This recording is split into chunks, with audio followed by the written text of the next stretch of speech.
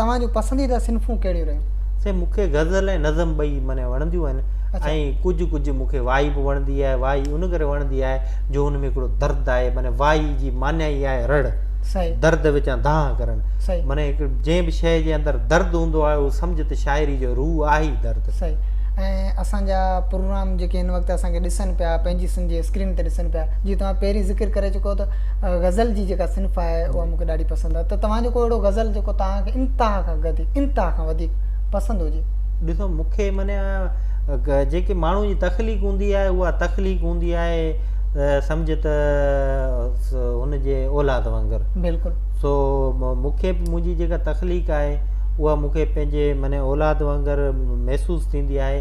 ऐं कुझु मुंहिंजा माने हींअर त जवाद फ़क़ीर ऐं ॿियनि दोस्तनि गज़ल जेको थो माने ॻायो बि आहे।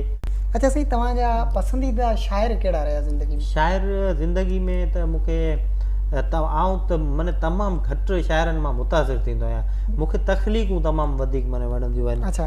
माने के शाइर नंढड़ा हूंदा आहिनि, नंढड़नि जो मक़सदु नंढो वॾो शाइर में ईअं न हुजणु खपे, पर माने उन्हनि जी उहे एतिरा पॉपुलर कोन हूंदा आहिनि, उहे एतिरा मशहूरु कोन हूंदा आहिनि, पर उन्हनि जी माने तख़लीक़ तव्हां ॾिसी हैरान थी वेंदा त वञी का वाक़ई को माने तख़लीक़ आहे जंहिं ते माण्हू छिरकी पवंदो आहे।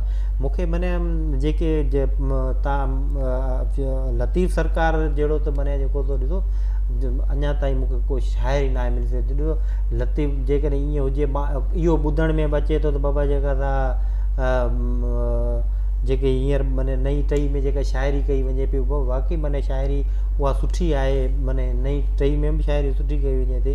पर तव्हांजो वरी बि जेको सुवालु इहो आहे जो माने तव्हांजी पसंदि जा शाइर, हुन में मूंखे पसंदि जे शाइरनि में लतीफ़ सरकार त आहे ई आहे। लतीफ़ जहिड़ो त को शाइरी न आहे। हुन खां पोइ माने शेख अयाज़ आहे, उस्ताद बुखारी आहे, ऐं असांजो हलीम बाग़ी जहिड़ो माने शाइर सिंध जी नौजवाननि जो शाइर लिखियो वञे थो।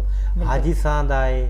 ऐं मूंखे उत्साह ॾींदड़ खताई थेबो उहो बि गज़ल में तमामु सुठो लिखंदो रहे थो। ऐं नई माने जेका पुराणी टई उन में अयूब खोसो उहो बि माने सुठो।